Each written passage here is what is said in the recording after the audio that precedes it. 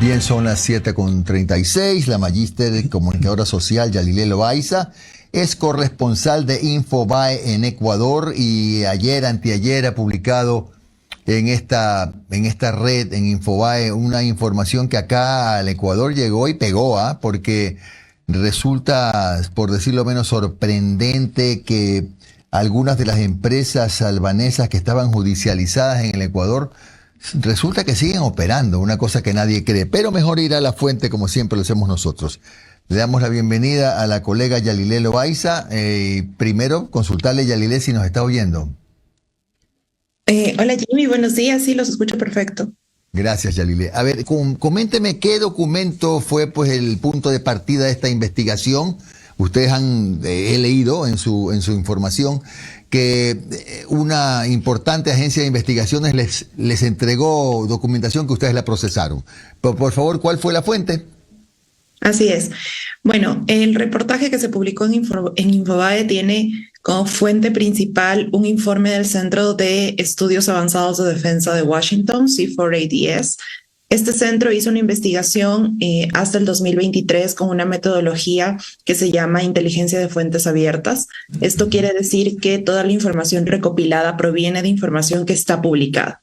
Es decir, no es solo una recopilación de datos publicados, sino que hay una metodología para el contraste. Es un poco lo que hace esta inteligencia de fuentes abiertas que se conoce como SINT. Este informe fue cedido a Infobae y nosotros, pues, a su vez, realizamos también nuestros procesos de verificación, de contrastación y de investigación.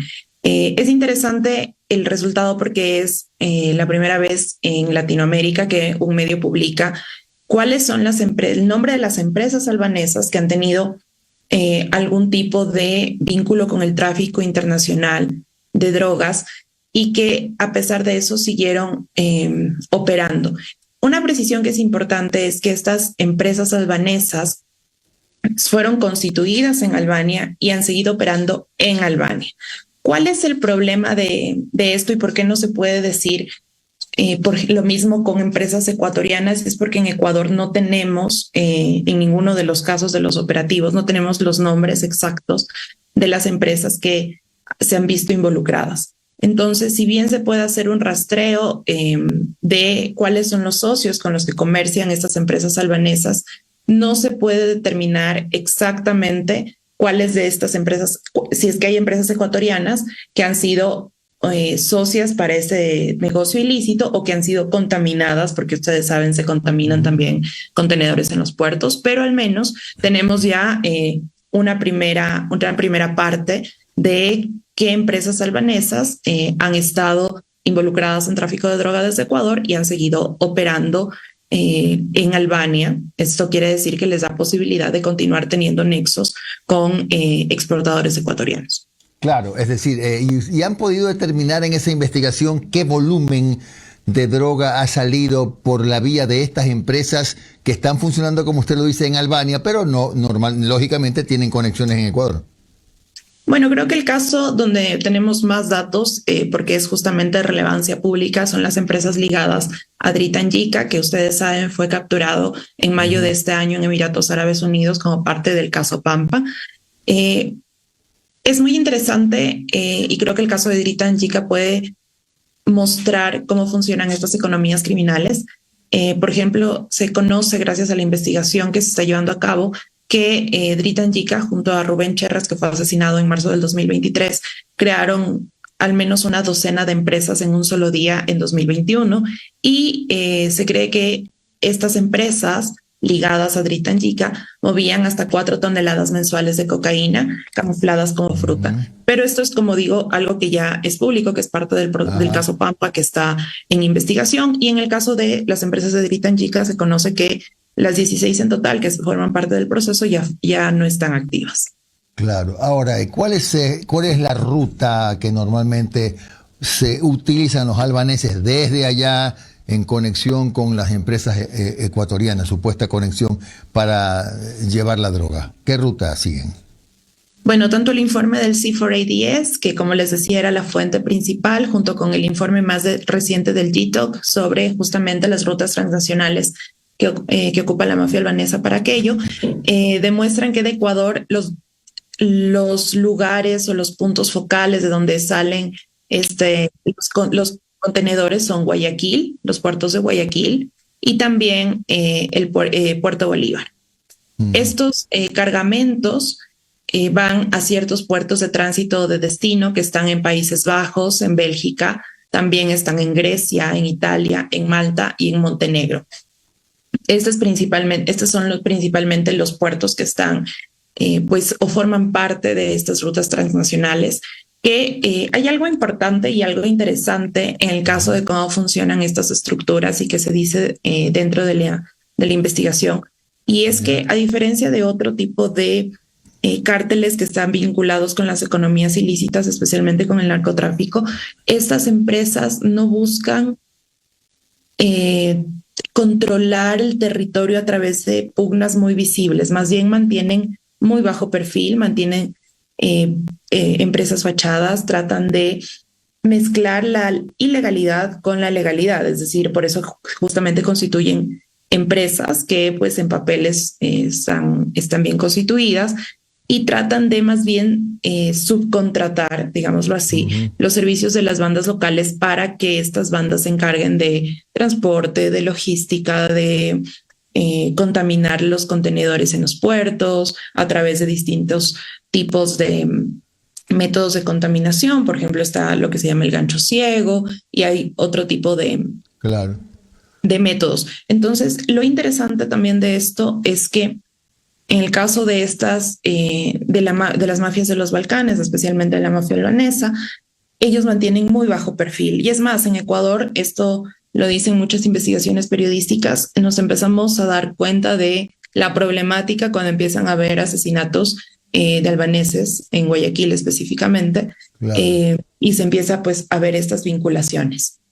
Claro, o sea, son asesinatos puntuales, pero no es tampoco disputa de territorio, etcétera, y violencia. Y también veo en el informe que suelen operar cambiando de administradores, qué sé yo, cada cierto tiempo para no despertar sospechas de alguna manera, ¿no? Sí, justamente como parte del reportaje publicado en Infobae se han analizado algunos casos y es que estas empresas cuando tienen estos decomisos o se ven involucradas en el tráfico de drogas y la atención mediática es muy alta, lo que suelen hacer es cambiar sus administradores, sus gerentes e incluso cambian sus razones sociales. Entonces, por ejemplo, vimos alguna empresa que en el 2021 tuvo una vinculación al tráfico de drogas, una empresa albanesa que se llama McFood, y esta empresa siguió activa pese a haber tenido la incautación. Y esa empresa, en principio, enviaba banano desde Ecuador. Pero con este problema, digamos, que tuvo con la incautación de droga, que se volvió además muy mediático, cambió su producto de exportación a carne congelada y empezó a operar desde Brasil, o sea, con empresas de Brasil. Entonces, sí hay una red más sofisticada, que esto es justamente lo que varios investigadores internacionales, como en el caso del informe del GTOC, nos muestran, o el caso de C4ADS, y es que no es simplemente una red que genera una empresa fachada y empieza a operar, sino que hay una logística muy sofisticada que mezcla, como les decía, lo legal con lo ilegal, pero además que tiene algunas flexibilidades en el sentido de poder hacer estos cambios administrativos, poder subcontratar bandas locales que les ayuden con, digamos, el servicio logístico. Entonces, sí es una red muy sofisticada que además es difícil de rastrear justamente porque mantienen un perfil muy bajo. Y esto incluso he podido yo conversar con autoridades que se encargan justamente del rastreo y dicen que lo más difícil es esto, en comparación con otras bandas que les gusta tener perfiles más altos, incluso tienen música, que tienen videos, que hacen eventos. La mafia albanesa no, ellos mantienen un bajo perfil. ¿Cómo está, Yalile? Tengo una consulta adicional rápidamente. Dentro de sus investigaciones se ha podido determinar desde qué momento varió la modalidad de sacar droga desde Ecuador, porque había estos submarinos artesanales, embarcaciones pesqueras que eran rentadas para sacar droga hacia Centroamérica. por la contaminación de contenedores, ya sea donde se envía la fruta inicialmente o en puertos? Me parece que es una pregunta muy interesante y una cosa que también es importante precisar es que las modalidades continúan. Los últimos análisis, el análisis, si no me equivoco, del 2023, publicado por la Policía Nacional, muestra que todavía se utilizan los submarinos para el tráfico de drogas, las lanchas rápidas, pero tienen distintos destinos. Es decir, generalmente las lanchas rápidas parten desde Manta y llegan hacia Centroamérica y sirven para traficar droga cuyo destino final es Norteamérica. En cambio, los contenedores o el tráfico ilícito de droga a través de contenedores de exportación tiene como destino final Europa principalmente. Eso no quiere decir que no vayan a los Estados Unidos, también hay casos, pero principalmente van hacia Europa, y ahí es donde tenemos el tema de estas mafias como la mafia de los Balcanes, e incluso ya se ha dicho que aquí funciona la mafia italiana, entonces que su destino final está en Europa. Entonces no hay, yo podría decir así, un cambio de modalidad, porque sigue sucediendo lo del tema de las lanchas rápidas, submarinos incluso de tipo artesanal, entre otros. Pero lo que hemos visto ahora es la sofisticación de este sistema. Y hay algo que me parece importante, y es que cuando hablamos ya de crimen organizado transnacional, que es esto, que funciona a través de economías ilícitas, también transnacionales, vemos que uno de los objetivos para poder operar es la infiltración justamente en el Estado, es decir, a través de la corrupción de agentes portuarios, a través de la corrupción de miembros de las fuerzas del orden, a través de la corrupción a instituciones públicas, políticos, etcétera. Entonces, hablamos ya de un problema que es estructural y que es parte del modus operandi de estas redes. Muchas gracias a Yalilé Loaiza. Siempre el tiempo nos persigue, pero ha sido muy productiva la entrevista. Un buen día, Yalilé, un abrazo. Muchas gracias, Jimmy. Muchas gracias a todos.